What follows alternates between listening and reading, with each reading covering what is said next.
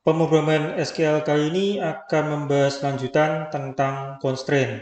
Mari kita mulai OSM kuliah online.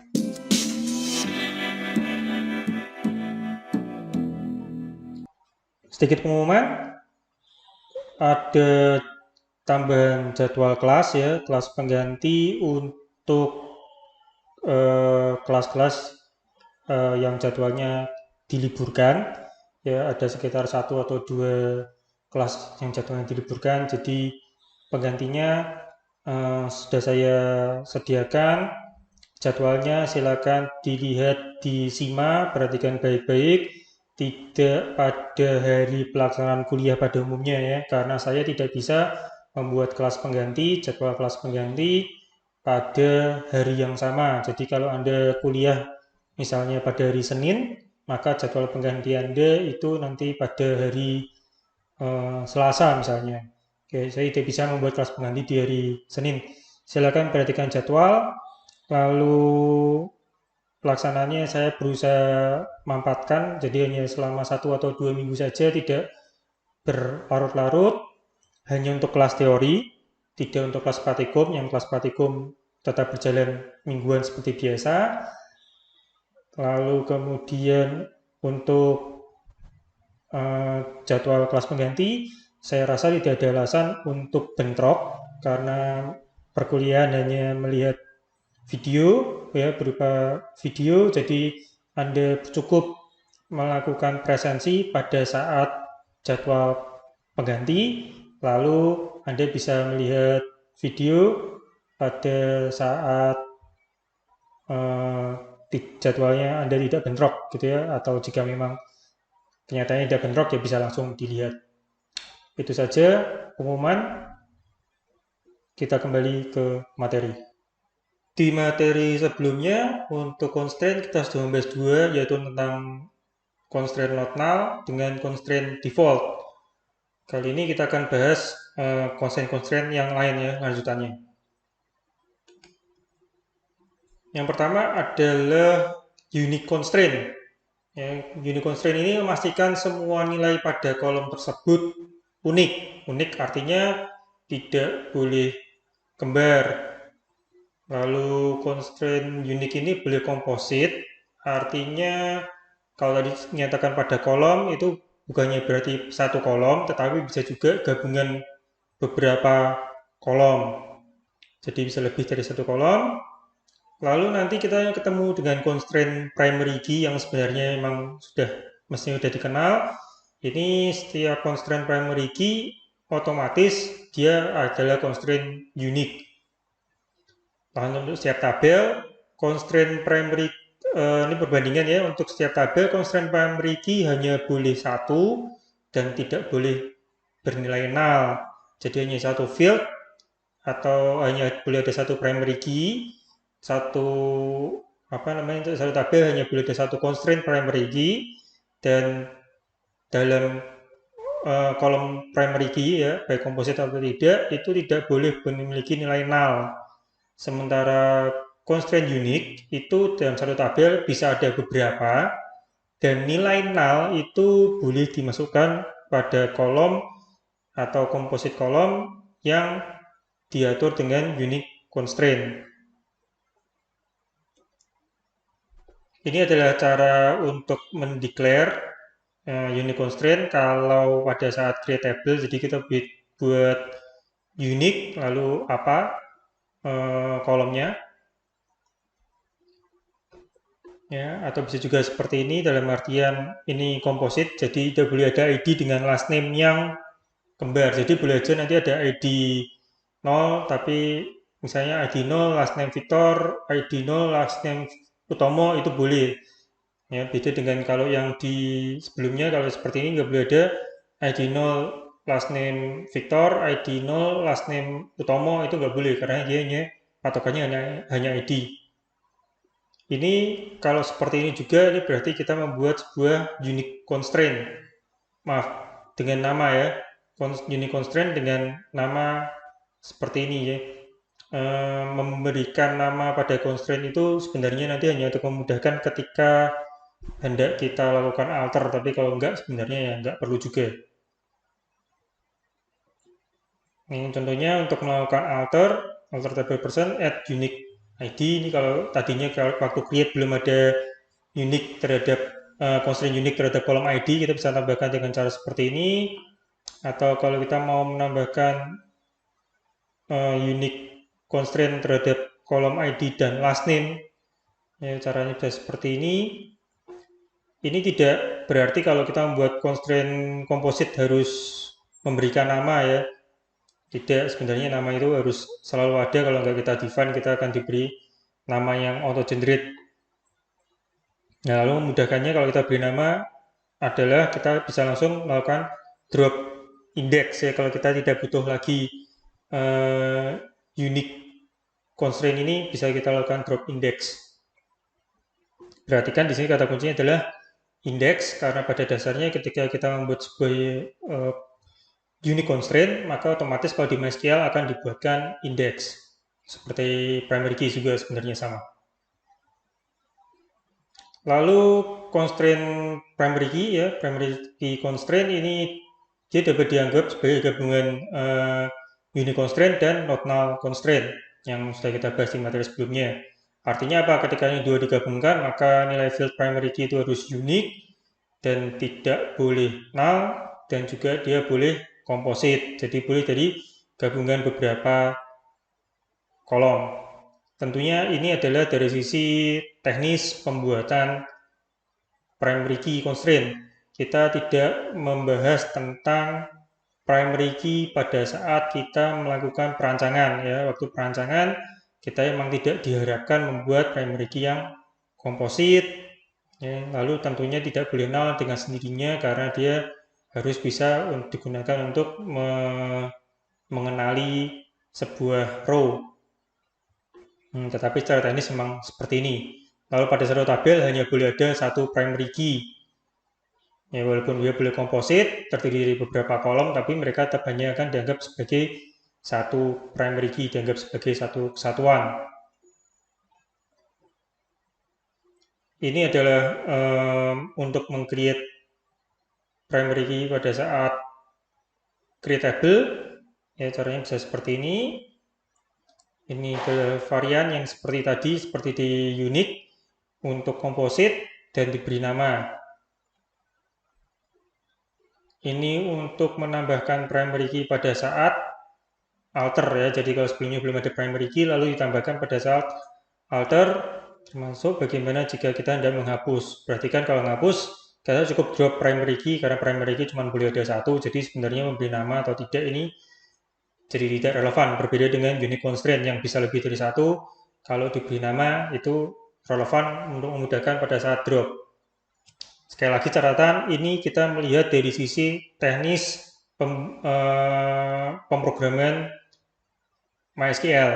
Ya, secara konsep kita membuat tabel itu kita tidak boleh tidak memberikan primary key. Jadi primary key itu harus ada. Jadi mestinya memang primary key itu dibuat pada saat create table, dan perintah drop ataupun add ini mestinya nggak pernah ada. Ya. Tapi ya secara teknik pembuatan, teknik pemrograman memang ini dimungkinkan. Lalu constraint auto increment. Ya, auto increment ini untuk mengenerate angka, ya biasanya diawali dengan angka 1 dan dilanjutkan dengan penambahan 1. Jadi kolom dengan auto increment itu dia nanti nilainya akan terisi secara otomatis. Ya. Lalu nilainya 1, 2, 3, 4, 5 gitu, penambahan 1. Bukan setelah 1 kemudian 12 misalnya, atau setelah 1 kemudian 3, 5, dan seterusnya, itu tidak. Tentunya dia hanya berlaku pada field-field dengan tipe integer. Integer di sini tidak berarti kaku hanya integer saja, tetapi misalnya long gitu ya, long integer atau semacamnya yang lebih pendek ya. Integer dengan 32 bit kalau di MySQL biasanya, yang di 64 bitnya atau di 16 bitnya juga bisa dibuat auto increment. Jadi intinya dia adalah berupa bilangan bulat. Lalu dia biasanya tidak dapat diulang. Tidak dapat diulang ini dalam artian jika kita punya nilai kolom tersebut misalnya sudah 1, 2, 3, 4 gitu ya. Lalu yang 4 ini dihapus. Kalau kita buat lagi jadi jadinya 5, bukan 4. Jadi tidak berulang dengan syarat dan ketentuan berlaku. Apa maksudnya syarat dan ketentuan berlaku ini? Artinya bahwa auto increment ini sebenarnya bisa dimatikan dan dihidupkan kembali. Nah, ketika kita mematikan dan menghidupkan kembali, apakah yang terjadi pada nilai-nilainya itu memang biasanya kita harus mempelajari sifatnya lebih lanjut. Termasuk bagaimana jika kita memberikan sebuah nilai pada kolom auto increment ini ya. Ini kan mestinya dia tidak perlu diberi nilai tapi nilainya otomatis akan terisi. Gimana kalau kita mendefine nilainya?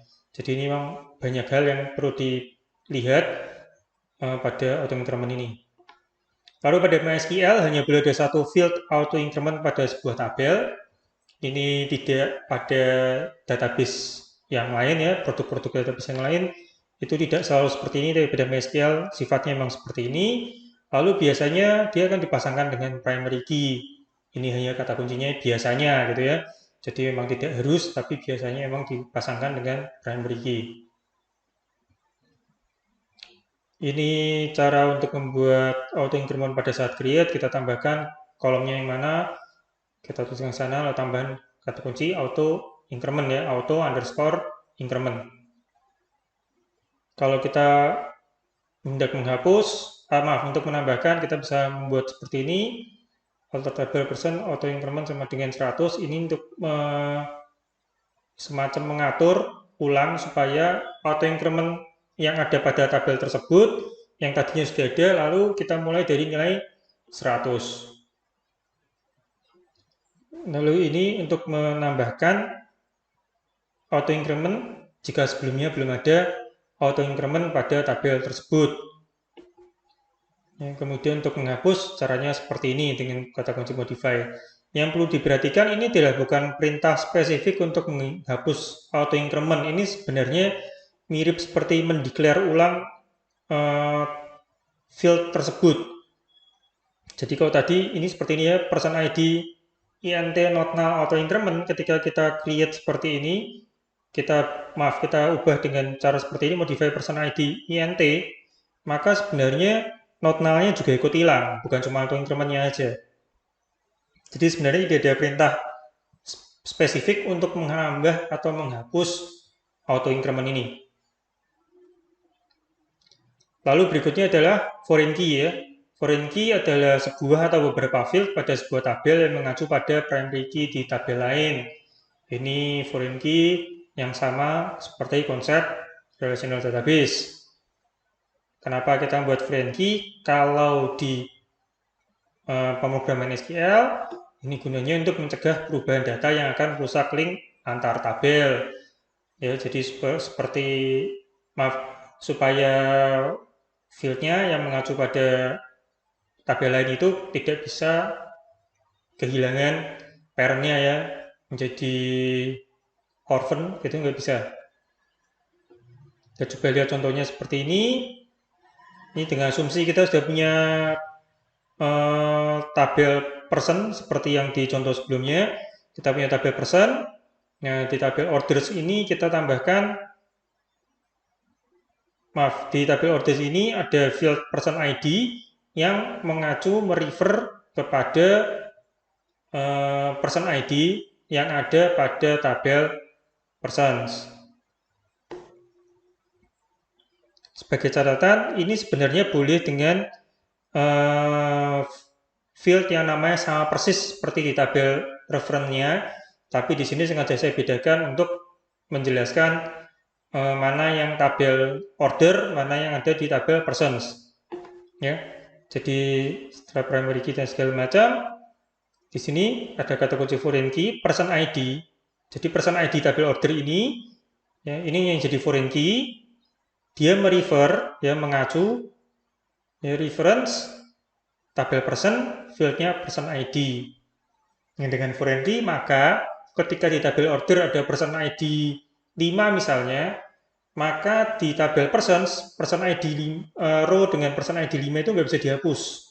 Ya. Kalau dia dihapus, maka akan ditolak karena person ID 5 itu sedang digunakan istilahnya di tabel order. Atau misalnya person ID 5 itu mau kita rubah, kita update jadi 11 misalnya, dia tidak mau karena person ID 5 itu masih dipakai di tabel order.